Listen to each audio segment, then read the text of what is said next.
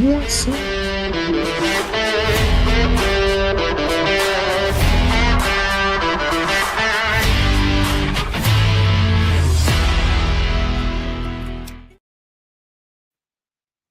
What's up, Bama Standard family? What's poppin'? What's happening on a Wednesday? Wednesday, 9 a.m. Get ready. Get locked in. Get your popcorn. Not your popcorn. Get your coffee. Get your pancake, your breakfast pastry, whatever you got right now, because you're hooked on to hottest morning show in the game right now, Bama Vision. Yours truly, Stephen M. Smith, part of the Bama Standard Network. Happy to have you all in here on a Wednesday. The season starts for your Crimson Tide today. Fall camp begins in Tuscaloosa. Year 2 of Kalen DeBoer. After an offseason, full offseason, after the 2024 campaign, what can we expect to see from Kalen DeBoer in year 2? We're about to find out as preseason camp begins today. I'm excited. U.S. Bama Nation excited. So first and foremost, do a favor for me, guys. Hit that like and subscribe button right now. Hit that thumbs up. Smash the like button. Run those likes up, people. Show that support here to the channel and to the show. Hit that subscribe button as well. We appreciate that. Super chats welcomed. Super chats much so appreciated. So hit that like button. Smash that subscribe button. We appreciate all you guys being a part of the conversation. We're going to get to your comments. We're going to take your questions at the end of the show. Also, get started with the winning mentality. What's the winning mentality of an Alabama fan? By having you a title towel. WhitwillSports.com got you those right there. Thomas Whitaker, Lavelle Wilson, two incredible guys. They have an outstanding product. You got to have 100,000 of these towels waving, screaming, twirling, throwing them up in the air like you just don't care, in support of Kalen DeBoer and Alabama football. You go to WhitwillSports.com. That's WhitwillSports.com. Into the promo code Standard. Get you a nice little discount there, courtesy of your favorite Bama network, the Bama Standard, and also RealRockStone.com, another sponsor here to the show, to the network here, RealRockStone.com. If you dream of having beautiful natural stone in or around your home, don't you settle for no subpar materials. Get the real thing for your building project. Nam Stone Company, Real Rock Stone. They're located in beautiful Oneonta, Alabama, the Old Town. You go there right now. Get you that priceless stuff. Get you that stone right there. Get all of your building projects, your housing, everything taken care of for you. That is RealRockStone.com. RealRockStone.com. Tell them that the Bama Standard sent you to them. But we're going to start off here with a few of your comments to get the show rolling. We got my guy, Coach One, in here. Roll Tide. The season starts today. Yes, it does, with preseason camp. Let's go here. Jay Walker, giving us a Roll Tide. Appreciate you, Jay Walker. He also says, what's wrong with the transfer Henry? Let's see, the transfer Henry. Elaborate more on that, Jay Walker. I'm not quite sure what you mean there. What is going on with the transfer Henry? Elaborate a little bit more on that one, Jay. Not quite sure. Tough as nails, Roll Tide. Y'all appreciate you. Tough as nails being a part of the show here. We got my man, the ever so real DP Dunn Parker. Good morning and greetings from Washington, D.C. Roll Tide, Bama versus y'all mentality. Got my espresso shots and ready to hear Stephen M. Smith talk that talk. What's in the 8-track this morning? Well, down the last in the 8-track this morning. We got some paid in full here. We got a lot of things. We got some Rakim going on. We got a lot of things bumping to the 8. We got some DMX there going somewhere back there. We got a lot of things bumping here in the 8-track this morning. Let's go. Brock is in here. Roll Tide, day one. Let's get it popping. Fall camp begins. RTR Mimi is here. Roll Tide, happy first day of fall camp. It is day one of fall camp. Let's see here. Today is the beginning of the end of all the talking and the start of Pat's Papa. Let's get it on. Talking season is over. It's time for some football. Fall camp starts today. Dunn Parker, you are correct. Jay Walker back on the Henry kid. Haven't heard much about him since he has signed. Is he still around? or is he still being developed? I think Fautua Henry still here, Jay. Fautua Henry, he's added some weight this offseason. He's been in the weight room with Coach Ballou. So I know he's added some weight this offseason. So today is the first day of fall camp. He'll be out there. He'll be out there in practice. He'll be out there popping guys, first day of fall camp prior to the season coming in here in August. But Henry, I know he's on the roster, added some weight here this offseason, so I know he's still with the program where that is concerned. But appreciate all of you guys getting your thoughts in to start the show and continue to get your thoughts in, get your comments in. We're taking questions at the end there. But we're going to start our first topic of conversation off. Offensively, there's a lot to be excited about offensively. I know the number one thing people are excited about is having Ryan Grubb on staff as the offensive coordinator. That's a big thing. Offensively, you're excited to see Ty Simpson, who's been saying all the right things during the summer. Now we get to the first day of fall camp. How is he going to respond? What is that going to look like for him? We're all pumped up about that. At the wide receiver position, you look at so many guys in that room, led by Ryan Williams, led by Jeremy Bernard. That's going to be fun to see unfold there. We look at the offensive line, pumped up about that group. Can Coach Chris Kaplovic have that group playing at an elite level, led by Parker Brailsford and Caden Proctor? Also throw Jaden Roberts in there too. But I think the running back room, a room that does not get much conversation, a room that does not get much discussion. People are pumped about the running back room as well. And I'm going to pull out one running back in particular that I think fans should look forward to see contribute this year. And that's Daniel Hill, the sophomore from Meridian High School in Mississippi, former four-star in the 2024 class. And Daniel Hill, to me, he's yoked up now, big now, 6'1", 244 pounds. This is a big dude. He's gone from wearing number 20 to number 4. So he's got a jersey change. But big dude, 244 pounds at 6'1". This is a guy that was a Wildcat quarterback in high school, now solely a running back. Last season, 21 carries, 61 yards, did have a rushing touchdown. We had him featured on the Bama Standard Show, the flagship show, which is every Tuesday.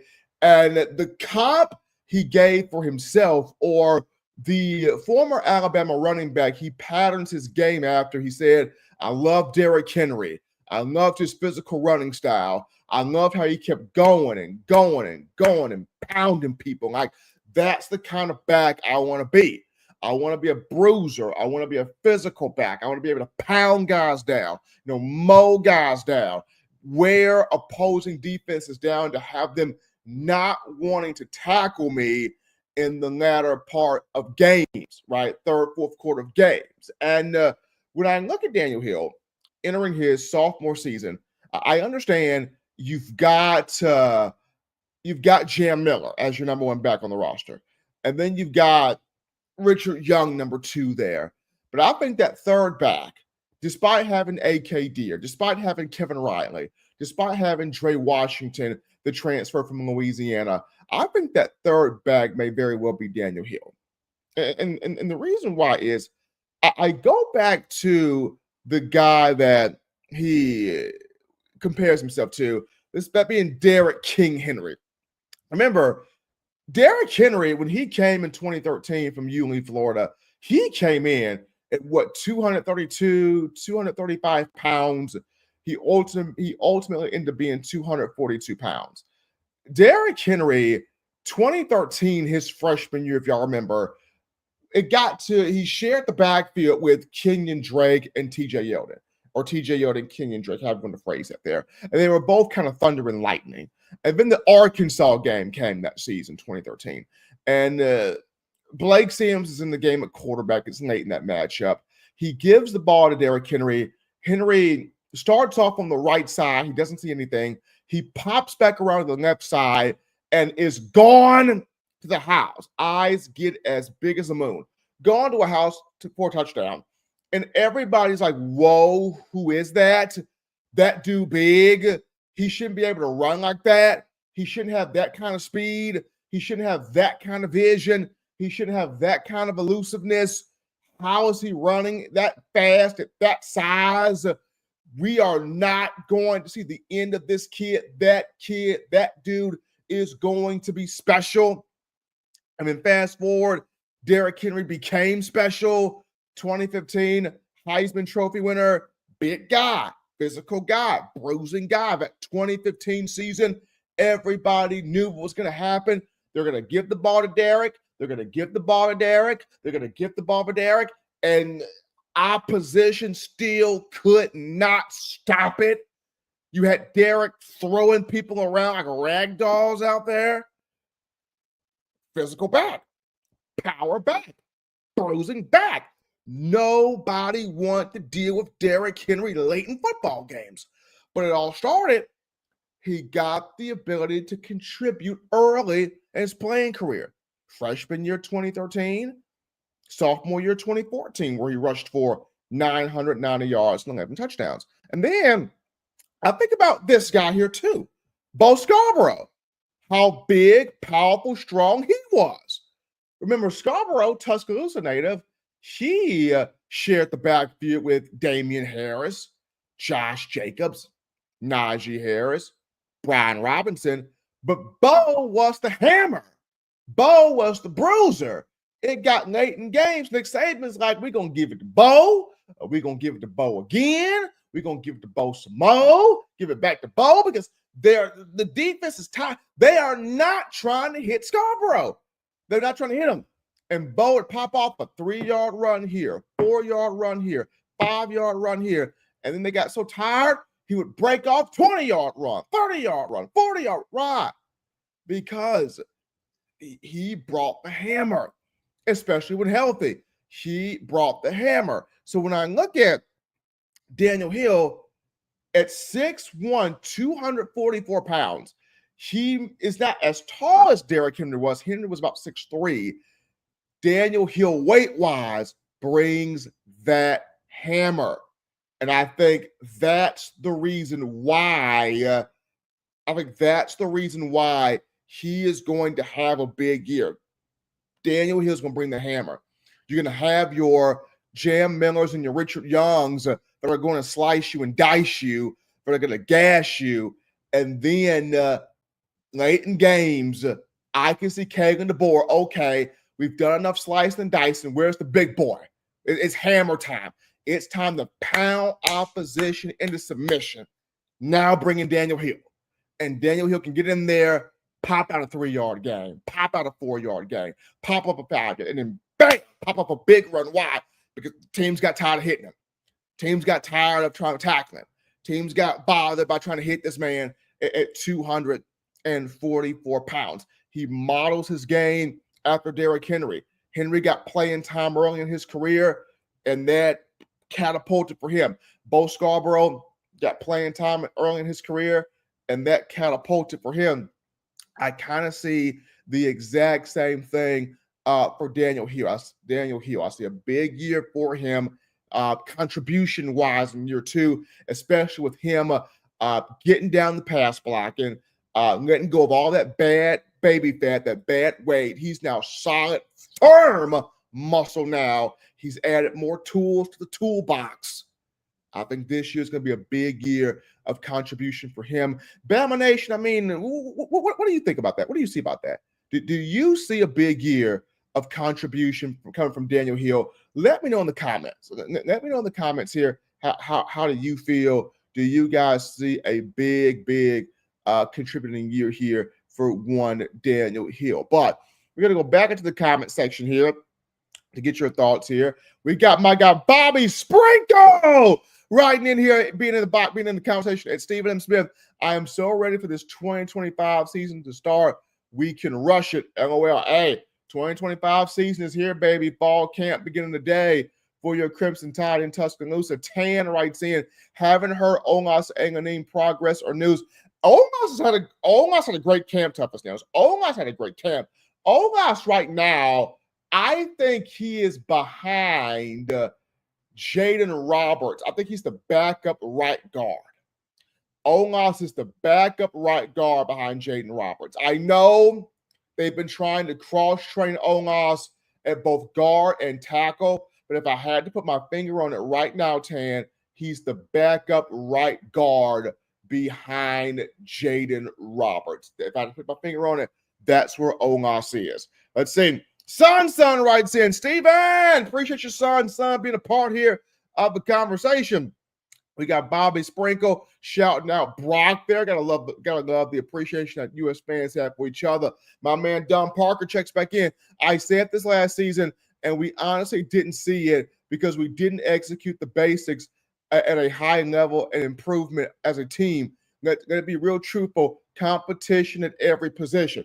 You gotta have competition because the competition pushes everybody. It pushes the seniors. It pushes the veterans. It gets older players better. You got to have competition. You got to have true iron sharpen iron here because everybody's got to make everybody better because you got to have that little bit of fear, and not necessarily being scared, but fear of if I'm not on my A game, my spot can get took. So I got to be on my A game at every given moment. Let's see. Tan writes in, tough as nails. Is Jaden Roberts going to be a top 10 draft pick? For Roberts, tough as nails, number one, can he stay healthy? That's the big thing. Can he stay healthy, number one? Number two, if he stays healthy, how big of a season can he have as a right guard, right? How much production can he have as a right guard? He stays healthy. He has big-time production. Could be a top 10 pick.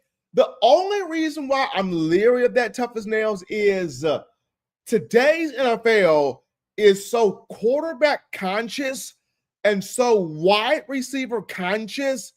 And so, I got to have the best pass rusher conscious that you really don't see a lot of guards go in the top 10. Now, if Jaden just produces a year where he's just can't miss and you got to take him top 10, yeah. But the NFL, with it being so quarterback conscious, wide receiver conscious, and I got to have the right pass rusher or I got to have the right cornerback conscious, that's why you don't see a lot of guards go heavy there in the top 10. But we'll see. Tan responds back to Don Parker, best man wins. Hey, best man wins, low man wins. A guy that got that hunger, that guy wins as well. Son writes in, Steven, Jam can break big runs and is also excellent at converting on 3rd and 4th downs with his hands. Why might Jam be the most important player on offense? I'm going to answer that one in the question comment there, son. So I like that. But I'm going to answer that there in the question comment. But I appreciate it that coming in. Tevin Watson writes in, I see Daniel Hill being our number 3 back. I like Daniel Hill for the number 3 back. I do. And Dre Washington, the transfer from the Raging Cajuns, is good. But I'm saying Daniel Hill at 244 pounds, that's the hammer guy. That's the guy you bring in. 3rd quarter, 4th quarter team, opposition time. They gassed, hand on their hips, sucking wind. You bring in Daniel Hill, pound them dudes down. Pound them down. You bring them into the game, pound them down. That's what you did with Bo Scarborough. That's what you did early in Derrick Henry's career before he became the starter in 2015. Let's see. Don Parker writes in the tough as nails. No favoritism, no half-step, and competition is needed. No opponent is to be taken lightly, and Bama comes to play every game. That starts with competition. Don, I agree with you there. Appreciate Bob Rutherford. Give us an RTR and a heart emoji. Thank you, Bob. We thank you there. Jay Walker writes in, this run game is about to be something very special. It starts, Jay Walker, with the offensive line, Coach Chris Kaplick, getting the right 5 on the field, and then Ryan Graba, the play calling, the play scheming, getting the running backs out there as well as far as the play call and the play design. And then the backs, doing their job and then letting that talent take over. But if everything falls the way it's supposed to, this running game does have a chance to be special this season. My guy, Jonathan Lewis from Crimson Chatter right there. My guy, what up, Stephen M? Jackson Lloyd, the dude being overlooked. Hey, Jackson Lloyd is good as an offensive tackle. Jackson Lloyd now 318 pounds. He came in at 280 in that 2025 class. He's now at 318. Jackson Lloyd is being groomed to take over when Caden Proctor goes pro after this year. So I think Jackson Lloyd will get reps at left tackle backing up Caden Proctor. He'll get reps at left tackle. So I don't think Jackson's being overlooked. He will get reps at left tackle as the backup to Caden Proctor. And then once Proctor turns pro, Jackson Lloyd, that will be his spot there at that left tackle position. Son writes in, give me 2 must-win games for Alabama 2025. I'm going Georgia because they are the highest-ranked opponent, and Auburn. LSU gives me pause. Okay, the two must-win games for me, must-win. I'm gonna go. You gotta go Georgia. I'm gonna go Georgia, and number 2, I'm gonna go South Carolina. South Carolina for me is a must-win. You got that game on the road. That game's tough. You got them on the road. South Carolina nearly beat you last season in Tuscaloosa. Shane Beamer is a very good coach. Lenora Sellers is back. Dylan Stewart is back. That game is in Columbia, and South Carolina not too long ago made Mike Shula, former Alabama head coach, its offensive coordinator. South Carolina to me is a must-win. Georgia's a must-win. South Carolina's a must-win. I mean, those two. LSU's going to be a good one. Auburn's going to be a good one. But I would go with Georgia and South Carolina. Toughest Nails comes back with, I hope so for Daniel Hill. But he has two broken legs. Is that going to be a mental block? I hope not. I don't think that's going to be a mental block for Hill. Daniel Hill healthy. I think he's going to be good to go. I think he's healthy. He's going to be good to go. He's going to be fine. I'm excited for Daniel Hill this season. I'm really excited for Daniel Hill and what he's going to be able to do. Like I say, he's gotten healthy. He's physically in the best shape of his career right now, dropping the bad weight, now at 244 pounds of muscle. So I am pushing for one Daniel Hill. Appreciate Toughest Nails, though. We got Jumpin' Lewis. Guards usually don't go that high. Honestly, they don't. They don't go that high. Unless you are Zach Martin, who went high coming out of Notre Dame to the Dallas Cowboys, or unless you're just a guy that's just a can't-miss guard, and a guard is needed as one of the top picks, most times guards should not go that high. Let's go.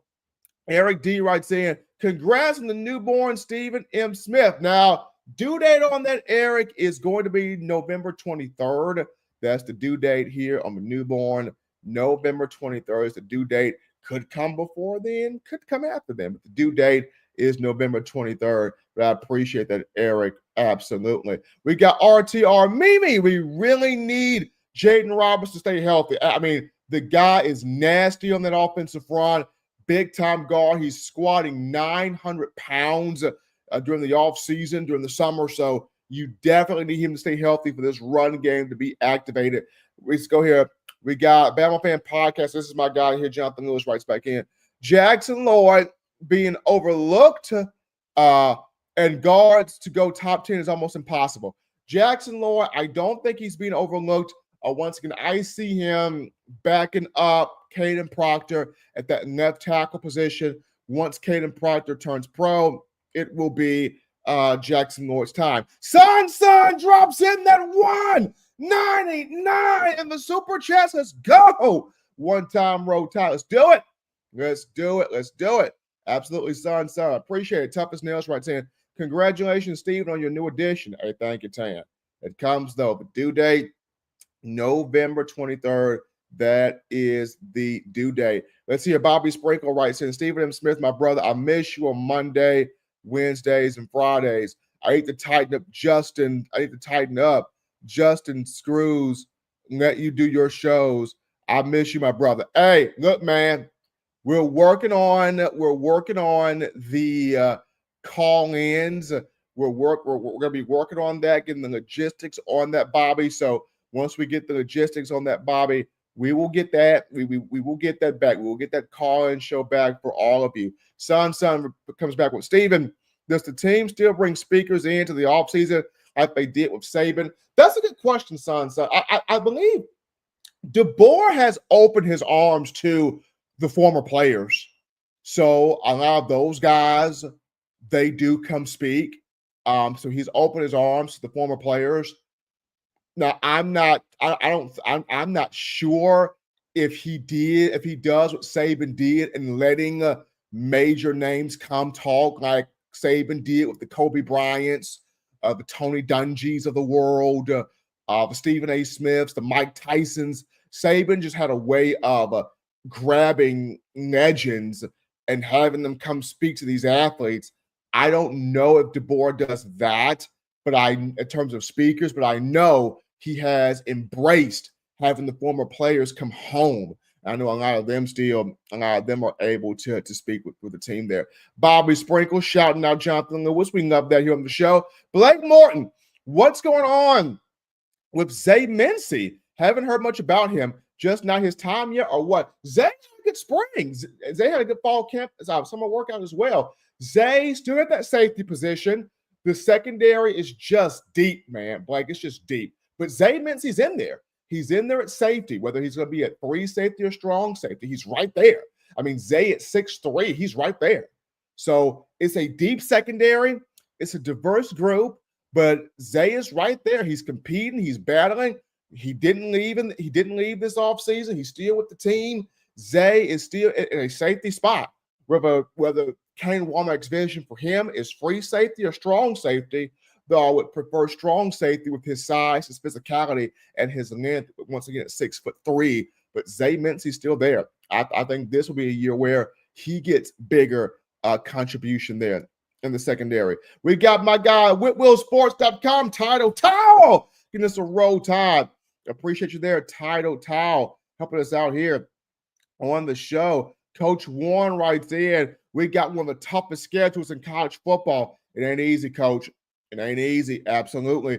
Eric D writes in, LSU and South Carolina are must-win games. So Eric D agrees with me on South Carolina, but he goes LSU as well. We can afford a loss at Georgia, but I want them to win it all, of course. You want to win them all, but Eric D says he can afford the loss at Georgia. He's got LSU and South Carolina as his must-wins. Michael writes in, I think Daniel Hill will make several big plays this year. I'm telling you, I think he's the hammer. I think you bring him in second half of games, third and fourth quarter, let him pound teams. Let him pound teams. Absolutely. Let's see. Don Parker writes in, Steven, if she goes into labor during the Iron Bowl, she just has to grin and bear with it until the game is over. Well, here we go. Don, I don't think it'll be the Iron Bowl. I really hope. I don't think it will be the Iron Bowl that my wife Mia goes into labor there. I don't foresee it, DP, being the Iron Bowl. I don't. If it happens to be the Iron Bowl, if it happens to be there, I will be at the hospital with her. Hopefully they'll have a TV in there while I'm watching my baby being brought into the world. At the same time, I'm listening to the game. So, we'll see. Hopefully it will not be, during the Iron Bowl there. Stunt Channel writes in, you going to be here or TDA? I'm here now, Stunt Channel. I'm here now. The guys at TDA were great. I mean, they were phenomenal, but I'm fully a part here of the Bama Standard Network now. Fully a part of the Bama Standard Network Stunt Channel, so you can find me right here. We got DP. We got Tough as Nails laughing at Don Parker's comment about my wife potentially giving labor there during the Iron Bowl. We'll see, man. We shall see. Lisa writes in, congratulations, Steven. Baby on the way. Okay, bro. Yep. That due date there is November 23rd, everybody. So that is it right there. That is it right there. My man Whitwill Sports writes in, the team and staff must stay focused and know that every team is hunting Bama. We get every team's best shot. Absolutely. Bama's getting every team's best shot.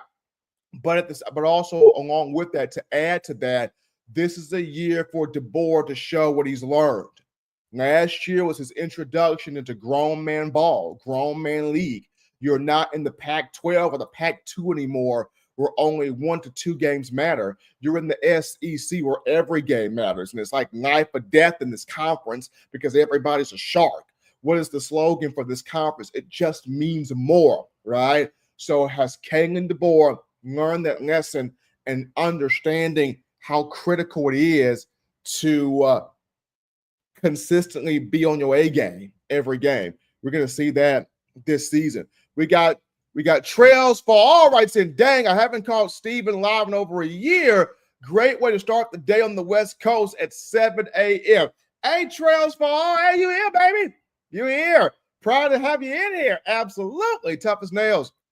I heard FSU has no media passes this year during camp. Novell trying anything. Look, I think Novell did that, man, because Tommy Cascanalis, put his foot in his mouth talking about some Bama ain't going to be able to stop me. Nick Saban ain't going to save y'all. And I think Mike Norvell pulled Tommy C into the office, been like, boy, what type of dumb thing you done said there? Told you to keep your mouth shut. Now I can't even allow the media to come to practice because you done opened your mouth and inserted your foot. Now I got to keep stuff quiet. We got to prepare for Bama. Like, I'm pretty sure that's what Mike Norvell probably did. Probably yanked Tommy C in the office and said, why in the world did you do what you just did? Let's see. Whitwell Sports, absolutely. Use that promo code standard. Bama standard right there. Get your title towel. Blake Morton writes in, we need another Tim Williams. Dude was a dog and one of the best pass rushers ever besides Derek Thomas. Timmy Williams was special. Timmy Williams was good. Ryan Anderson was really good. Will Anderson was really good. And Quay Rusall, Bama Nation, you are hopeful that he turns into being the next one of that kind of pass rusher. Dropped weight, going from 251 to 243. So you want Quay to be that next guy, but also keep your eyes on Yanze Pierre. I mean, he may be the most twitchiest of those edge rushers there at the outside linebacker position. But I agree with you, Blake Morton. You need somebody that can close in the quarterback. Eric D writes in, this team needs to be locked in with no distractions, much different from the Milrow-led team. I think Ty Simpson will not allow distractions. I think this group will be locked in. It's already a much more tightly knitted group. Everybody's together. They're grilling together. They're eating together. They're bowling together. They're doing everything together. Like when you see one player, you're starting to see them all again. And that's special right there. Coach Warren has Georgia and Tennessee will be the biggest test in his opinion. So he's got Georgia and Tennessee right there. Appreciate you, Coach Warren. Lisa writes back, DeBoer will do it his way. That's the main thing. Not following Saban's path. He has his own path to set now. I wish him well this year. And let's take a moment. Lisa is dead on. She's dead on it. DeBoer will do it his way. He has his own way. Saban had his own way. Bear Bryant had his own way. Gene Stallings had his own way. Kalen DeBoer will have his own way of doing things. And as Bama Nation, let's allow DeBoer to have his imprint on this program. Let's allow DeBoer to have his imprint. Lisa's correct there. Don Parker, Steven, if it is the case, can you stream the game on YouTube? If that's the case, can I stream the game on YouTube? I can stream it now. I can stream it on YouTube. I can stream it on YouTube from my phone. I can stream it. So Don Parker, good point there. If my wife were to go in the lake during the Iron Bowl, on the Iron Bowl day, I could stream it on my phone. So yes, I can do that. Thank you, Don, for bringing that part there to my attention. James Clark writes in with the road. Todd, appreciate you, James, there. Michael writes in, Stephen M., congratulations on receiving the greatest gift you can get, fatherhood. Thank you, Michael. I absolutely appreciate the love and support there. Blake Morton, my little girl was born on April 22nd, 2023, same day as A-Day, LOL. I watched from my phone while wife was in labor until pushing time, and then I put the phone down. So Blake is going to help me. Blake said, hey, Baby girl was born April 22nd, 2023. That's the A-Day game.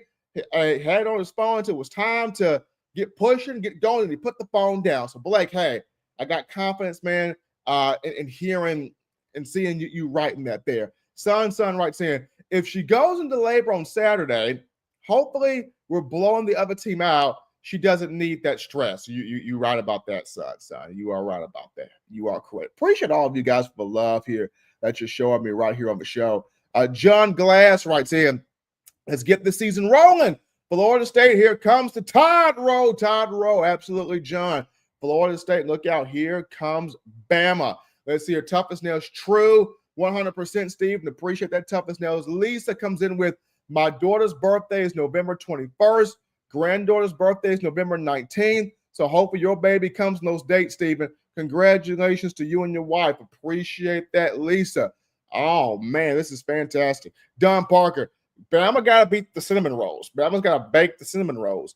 We shall see if the disrespect will be handled appropriately. One thing to say it, another thing to actually see it. We got to see Alabama handle Florida State on the road. Son writes in, didn't I see you on the Paul Feinbaum show one time? Yes, I was there. I was on a few times with Paul, whether that would be by the phone, by FaceTime, or even live there with Paul. So I've had my moments where I have been with Feinbaum there. Absolutely, son. Southern Red, shouting out tough as nails, shouting out Southern Red. Love that. Eric D, this defense is littered with five-star players. It has the ingredients to be legendary this season. This team is littered with five-star talent and should be legendary. Appreciate you guys for your questions, for your thoughts there. Continue. Get your comments in. We're taking questions at the end, but we transition to the next topic. Before that, y'all know what time it is. WhitWillSports.com. Title towel. You want to have the winning mentality as an Alabama football fan. You're ready to be locked in, supporting your program in year 2 under Kalen DeBoer. You cannot start your mentality without this towel. You go to WhitWillSports.com. Thomas Whitaker, Nobel Wilson, made a plug. They got you covered. Go to WhitWillSports.com. You use the promo code STANDARD. You get you a nice little discount there on those towels, courtesy of your favorite Bama network, the Bama Standard. You got to have 100,000 of these waving, twirling, screaming, throwing them up like you just don't care. Supporting Bama, WhitWillSports.com. Get you that title towel today. But now, topic 2 here, folks. We're going from offense to defense here. Defensively, the most excited position group that you guys are looking at is the defensive secondary. Defensive line, you want more guys that can stop the run up front, led by Tim Keenan. You want to see guys that can close on the quarterback, getting sacks. That's why you're really pumping up Quay Russaw, Yanze Pierre, guys like Keon Keeley, guys like James Smith, LT Overton. But I think the biggest position that U.S. fans are the most excited about, the defensive secondary. The back end got better as the season went on in 2024. The back end got turnovers. The back end created interceptions. And you only lost one important piece from the back end to the NFL, and that was Malachi Moore. Want the best for him with the New York Jets. But everybody else is back. Damani Jackson's back. Xavier Brown's back. Bray Hubbard, who filled in beautifully for Keon Sabb, is back. Keon Sabb is back from the injury he suffered a season ago. You have Day Jones. Deshaun Jones is back. So many pieces are back. And then you've added quality talent as far as recruiting. You bring over a very competitive, edgy transfer in Cam Calhoun from Utah.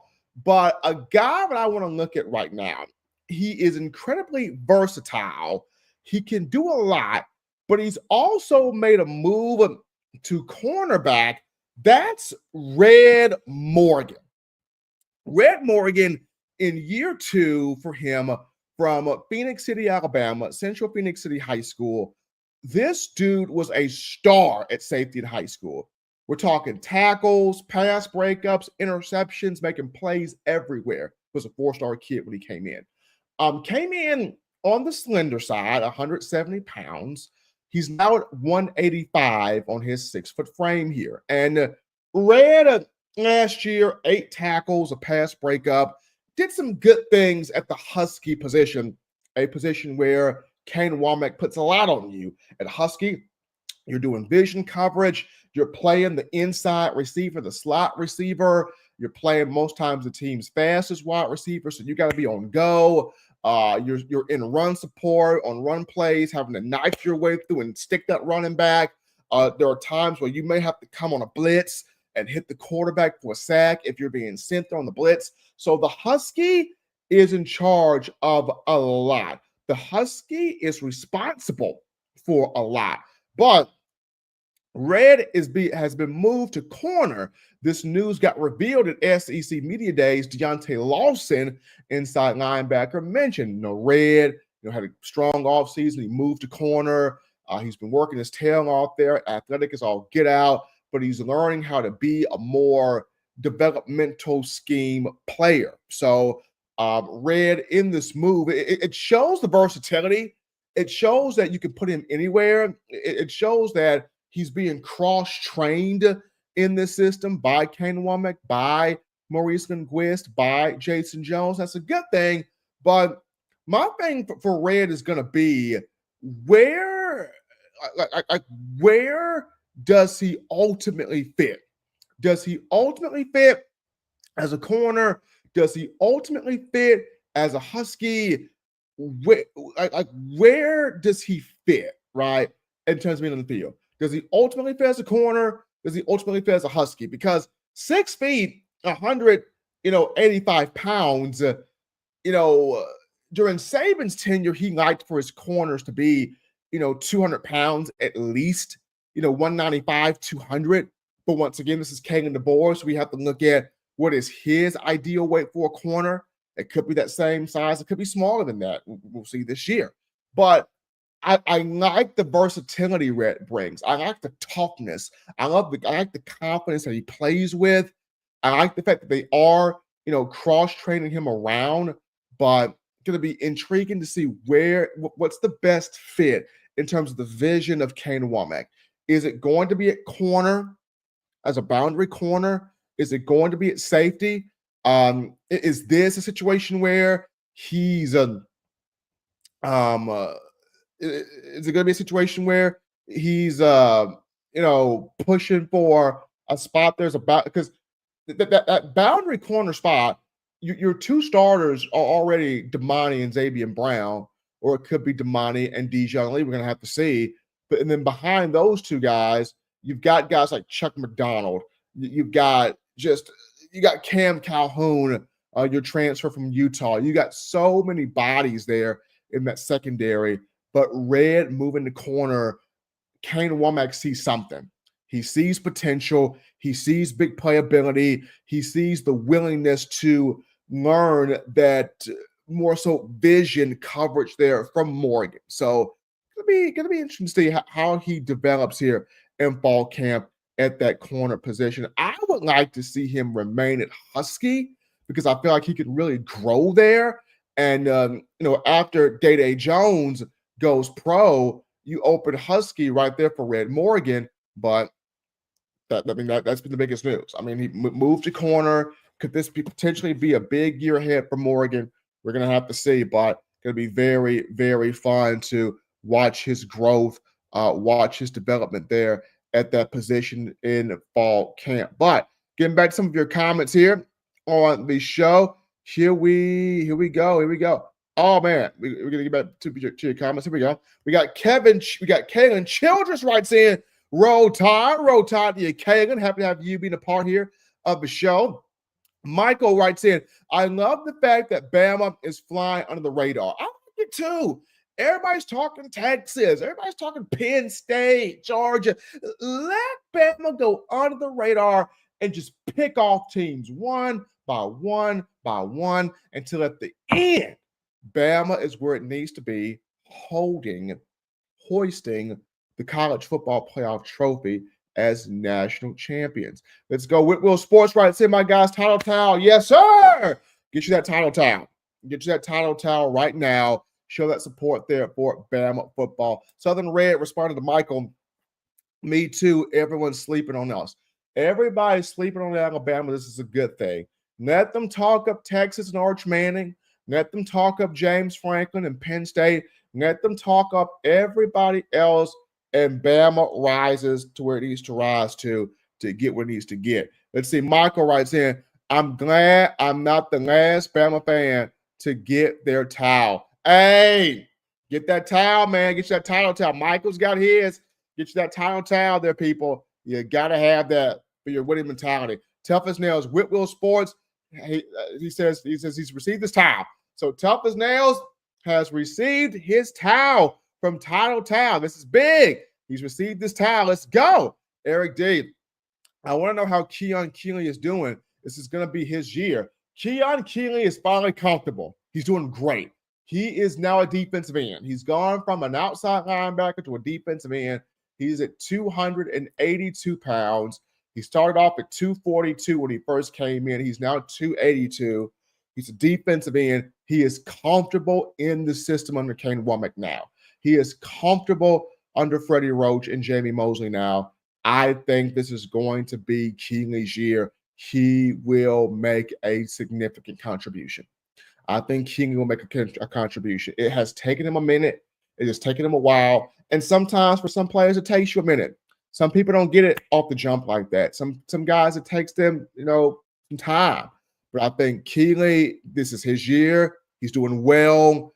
I had a great spring, a great off season, and now he's prepared to show us why he was such a major product coming out of high school in the 2023 signing class. Blake Morton writes in, Jagan Mbakwe should have stayed at DB. Love the kid, but I don't know if he'll ever see the field at wide receiver at Bama.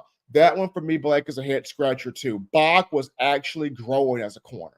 He was actually getting better each week. Bach was getting better. I understand he may have saw Travis Hunter play wide receiver and DB at Colorado and all that Travis Hunter accomplished, including winning the Heisman Trophy. Now he's in the NFL, and Bach is thinking, well, hey, if Travis Hunter can do it, so can I. Now you're in a spot where you switch to wide receiver, and that wide receiver room is so deep it ain't even funny. That wide receiver room is so deep it ain't even funny. That wide receiver room is thicker than a bowl of oatmeal. There's receivers to pass around. It ain't even funny. So for Bach, for me, I would look at kickoff return, punt return. Got to get it where you got to get it where you live. I would not be surprised if the coaching staff has been telling Bach, look, man, you're still young. You're still a young, talented athlete. Give it some time. After this year, Bernard eligible to go pro. After this year, Isaiah Horton eligible to go pro. And then we can possibly revisit you at wide receiver extensively. So it's going to be intriguing to see what happens there with Mbakwe. Michael writes in, I think the secondary will make major strides this year and beyond. I like where the secondary is. I think he'll definitely make major strides as well, though. Eric D, does Morgan have the speed to play corner? He's got speed. When you talk about big-time recovery speed, to where even if you get beat, you can get back. That I'm not sure on Morgan. I would like to say yes, but I'm not 100% sure if he's got that kind of recovery speed to play corner. That's why I would much rather have him stay there at Husky. Let's see. James Clark writes in, really excited about these DBs. Congrats to you and your wife about another future Tide fan. Roll Tide. Thank you, James. We appreciate you. Thank you. My man, Big Bill, that dropped in the $7 donation to chat line. Let's go.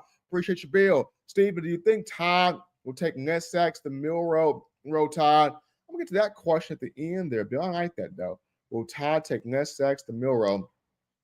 Who do you think is going to be in our starting secondary? Tevin Watson. We'll get to that at the end, who I think will be the starters in the secondary. Wappa. He needs to stay at Husky. Looking at that for Red Morgan, I would agree with that. Move Xavier Brown to Husky. Or move Xavier Brown to Husky and Ivan Taylor. Ivan Taylor is going to be a good one. Ivan Taylor is going to be real good. That one right there is the one. Ivan Taylor is going to be real good. Let's see. RTR Mimi writes in, let them keep talking. I love this team, their potential. Hey, let people continue to sleep on Alabama and let this Alabama team go out there and handle business.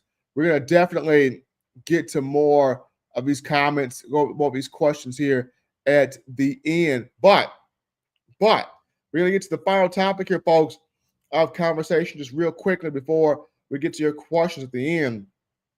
And so this one's going to be on, for Alabama, reasons why this is a national championship season for Alabama. I mean, people are sleeping on this team, sleeping on this coaching staff, sleeping on the potential of this team. But there's a reason why. And there are reasons why this is a national championship season here for the Crimson Tide. They're in position to get it done. Number one, I've said this so many times, this is Kalen DeBoer's team now. This is Kalen DeBoer's team. This is Kalen DeBoer's program. And he now has his offensive coordinator in Ryan Grubb. He's got his first recruiting class. All the guys have bought solely in on him. Everything is infused with him. He has made his imprint here on the program. So right now, with all of that I just said, and what he learned from 2024 and applying it to this season coming up here in August, starting off with fall camp, he's going to be way better. He's going to be way better than what he was a season ago. He's going to be way sharper than what he was a season ago. So I think DeBoer in a much better place. I think DeBoer has all of his tools around him. I think DeBoer has the confidence of everybody in that room. I think with DeBoer having his first major recruiting class in, all of that points to he is now settled into, let's get on a championship run. That's first and foremost. That's number one. All right, so number two reason as to why this is a championship team, I look at Ty Simpson. As great as Jalen Milroe was as a runner, leader, athlete, keeping the team together when Saban transitioned out to retirement, Kalen DeBoer coming in, all of what Milroe did was phenomenal. But the one knock on Milroe was consistency in the passing attack. 2023, he was a tremendous deep ball thrower, but consistency in the passing game was not there for Milroe. You enter Ty Simpson, you are going to get more consistency in the passing game. And you have to be patient with Simpson as well. This is his first year as a full-time starter.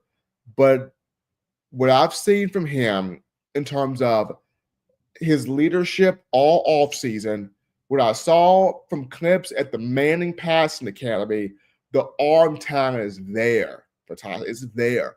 And Ty Simpson at that academy went up against arms like Garrett Nussmeier of LSU, Arch Manning of Texas, and Simpson's arm was right there with both of those two. That says a lot. That says a lot. Ty wants to go out as a champion. He does not want his Alabama career to end without a national championship ring. And he's been stating it this whole time. This team is together. We all in. We want this national championship. So Ty Simpson and his focus, Ty Simpson, when he brings the passing game, this is the second reason why I would say this is a national championship season. Number three, I go Kane Womack. And the reason why I go Kane is defensively, on paper, this group should be a top 3 to top 5 defense in the country. Now, do they execute it? That's on them. But on paper, this is a top 3 to top 5 defense. You got nothing but veterans back. Veterans on the defensive line. Veterans at linebacker. Veterans in the defensive secondary. You didn't lose a whole lot to the draft. Yes, you lost Malachi Moore. Yes, you lost Jihad Campbell. Yes, you lost Quindarius Robinson. You lost those 3 pieces. But the mass majority of your team is all back. They're all back. So this group led by Kane Womack, with his vision coverage in the secondary, with this 4-2-5 swarm, that defense better be swarming everything. Better be swarming everything. With the veterans you have back, this defense better be swarming everything, and this defense better be able to stop the run game up, not letting opposition run the football. So that's number 3 reason why this is a championship team. Kane Womack, you got nothing but veterans back. Put those guys in the right position to excel. And then, last but not least, the reason why I see this as a championship team is just the brotherhood, you guys. The brotherhood, the camaraderie, that being there. I mean, for the first time in a long time, we're seeing the brotherhood. We're seeing the camaraderie. We're seeing the togetherness. We're seeing, if one Bama player is out at the mall, all the other players with that player are at the mall there. They're having fun together. It feels like more of a team again. It just feels like more of a team again. And that's the 4th reason why I thought this is a national championship team. This team feels and looks like a team again. So absolutely. Those would be my reasons why this would be a championship year here for Alabama. But we're going to right now, folks, get into Q&A time. Taking your questions here. Let's get those lined up. So the first one is going to come from Sun. Sun writes in, do you think the media is setting Arch up for failure? I mean, there's a lot of hype around Arch. There's a lot of hype around Arch Manning. And yes, I get the Manning name. I get the Manning pedigree. But like I mentioned on a previous show, Peyton Manning played at Tennessee. Tennessee pressure is not Texas pressure. Eli Manning played at Ole Miss. Ole Miss pressure is not Texas pressure. Archie Manning played at Ole Miss. Ole Miss pressure is not Texas pressure. Arch is under a bigger kind of pressure. Can he live up to that? It's going to be the biggest thing for him. Big Bill writes in, Ty cannot run as well as Milroe. I'm not sure who can. The thing is, Ty can scramble very well. I view Ty as a cross between Milroe and Mack. Am I crazy, Steven? Bill, no, not crazy. I can see the cross there. I see Ty as more of Jake Coker, A.J. McCarron.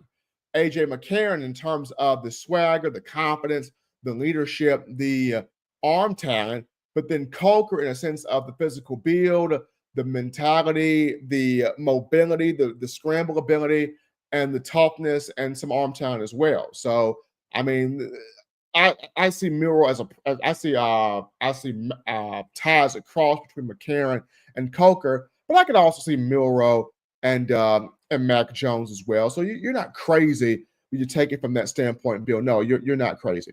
You're not crazy at all there. Let's see here.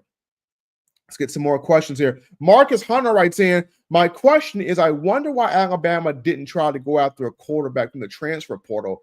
Do you think Ty has what it takes to take Alabama to the playoffs? I think Ty definitely has what it takes to take Alabama to the playoff. I don't think DeBoer felt like he needed a quarterback out of the portal. If there was a guy in the portal that was a can't miss, we got to have him, we need him, we don't trust what we have, then DeBoer would have made that move. But I think DeBoer trusts what he's got in Ty Simpson. He trusts what he has in Keelan Russell, the freshman, and he trusts what he's got there in Austin Mack. That's why you didn't see Alabama attack the portal, because Bama trusts what it already has here, on the roster. But appreciate Marcus there for his question. Let's see here. We can get some more here going through. Appreciate you guys getting your thoughts in here on the show. Continue to have more of your questions in here as we get to those. Toughest Nails is talking about how Mbakwe played quarterback in high school, which he did. He understands the offense. This could have played into the decision. I think if Saban was still there, he would have stayed at DB. True. I mean, there could have been some discussion there. Hey, if you move over to offense, Bob, we could use you here as a quarterback in some situations. So I could see that. Mike G writes in, what Bama running back will get the most yards this season? I think it's going to end up being Jam Miller. I can see Jam having a 800-yard rushing season, 400-yard receiving season, 1,200 yards total. I don't say Jam Miller. I wouldn't be surprised if it becomes somebody else, but I would say Jam Miller. I think Jam would have the most yards there. Let's see. Son writes in, who does the season come down to? Like 09 with Mark Ingram, does it come down to Ty, D-Law, the secondary, Ryan, or a freshman playmaker? For me, the season comes down to two players. It comes down to two players for me. Number one, offensively, it comes down to Ty Simpson being able to run this group, command this group, operate this group to a national championship. It comes down to Ty Simpson, number one. Number two, defensively, Deontay Lawson. Deontay Lawson, in a sense of, even though Justin Jefferson may be more talented, I say Deontay Lawson because that inside middle linebacker position, we've seen so many in-state guys, Alabama natives, take that spot and lead their teams to national titles. We saw Rolando McClain do it. We saw C.J. Mosley do it. We saw Reggie Ragland do it. We saw Rashaan Evans and Sean Dion Hamilton do it. All of these guys were in-state guys, and they led their respective teams to championships from the middle linebacker position. That's what needs to happen here with Deontay Lawson. Is he as talented as a Justin Jefferson? No, but want to see D-Law do that. Let's see. Lisa writes in, Stephen, do you think Coach Grubb will play two quarterbacks like he did at Washington and Penix Jr.? I don't see DeBoer. I don't see Grubb playing two quarterbacks unless he's forced into a situation where he has to. I don't think he plays two quarterbacks. I think Ty Simpson goes out there and handles business, then that's the quarterback that's going to be out there. Now, I still think he gets Keelan Russell reps, in games, because you need to have Keelan ready to go at any given moment. You need to have Austin Mack ready to go at any given moment, but I don't think he goes in there playing like a two quarterback system. I don't see it.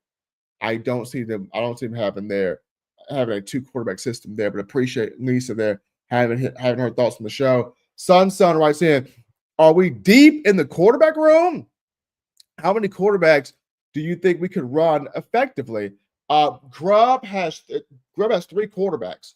Right? There's three quarterbacks on scholarship in the room. So it's Simpson, Keelan Russell, Austin Mack. So it's three in the room. Three in the room there is the main thing. So how many quarterbacks do you think we can run effectively? I think all three quarterbacks can play effectively. Right now, you're looking at Ty Simpson as being the guy, the starter right now. Keelan Russell, you would have to get him some reps, get him going, get him comfortable inside the system. Austin Mack, you got to get him some reps as well. But I think, you got three guys in that room. Everybody definitely behind Ty Simpson. Let's see. The long run, I got Piano Man in here. How healthy is Bama coming into the season? Is Hale ready to play? How healthy is Bama? Bama's healthy. Deontay Lawson, we'll see how much he's able to go here in fall camp, coming off the leg injury he suffered against Oklahoma last season. He says he's close to 100% there at media days. We'll see how much he goes in fall camp, but he'll be ready to go by the first game against Florida State. D-Law will be. Jalen Hill's ready. He's healthy. He's good. Jalen Hill's ready to play. He's healthy. He's set to go. He's good to go. So there's that. Bama's healthy for the most part entering this season. Deontay Lawson will be ready by the first game of the season. He'll be ready to go by week 1, but we'll see how many things in fall camp he's able to do there. As far as Jalen Hale is 100% healthy. He will play. He is set to rock and roll there in the wide receiver room. But everybody, appreciate you guys. Appreciate you guys being in here, being a part of the show, being a part of the conversation, helping me out here on the day. This has been fantastic. It's been fantastic. Roll Tide S semester. Appreciate that, Piano Man, being a great help here to me on the show. But as always, folks, when you look at following the cast here, you can follow me at Coaching M. Smith on X, Coaching M. Smith on X. You can find me right there. You can find me every Wednesday right here doing Bama Vision, 9 a.m. on YouTube for the Bama Standard family. You can find me on Tuesdays. Well, you can find me on Tuesdays and Sundays once I'm back rolling full with this. Tuesdays and Sundays. Tuesdays, the Bama Standard Show, 6 p.m. with Justin Riley, Steve Brown, comedy legend Steve Brown, but to start the show, Steve Brown, Marvin Constant, Gerald Smoke Dixon right there on Sundays, Sunday Night Talking Bama with JB, JT, and Herc Better Ragsdale. I will be back there with those two shows, back going there full-time rolling pretty soon here. You can find me also on the BamaStandard.com, BamaStandard.com, writing articles, putting out content. You can catch me right there. Also, we have a flavor for you every day of the week. If you're not, Bama Vision is your thing, hey, I appreciate that. But we also have, like I said, the Bama Standard Show every Tuesday. We got the Urban Raj podcast streaming here on this network. We got College Football Chatter with Jonathan Lewis streaming here on this network. You got Constantly Smoking with Smoke Dixon, Marvin Constant right here on this network. We got Teague's Take, the Nightcap Teague's Take, the legend George Teague and his son JT right here. We got the Final Whistle right here. Crimson Dynasty right here. So many different shows. So if you want to get plugged in and have a flavor of anything Bama football, you get plugged in right here, the Bama Standard Network, and we will get you covered. We will have you taken care of. As always, folks, I appreciate you guys being a part here of Bama Vision with yours truly, Steve M. Smith here. Till next time, folks, you guys be blessed. You guys be good. You guys be outstanding. And once again, people, it's fall camp time. Fall camp time. Be blessed. Roll Tide, everybody.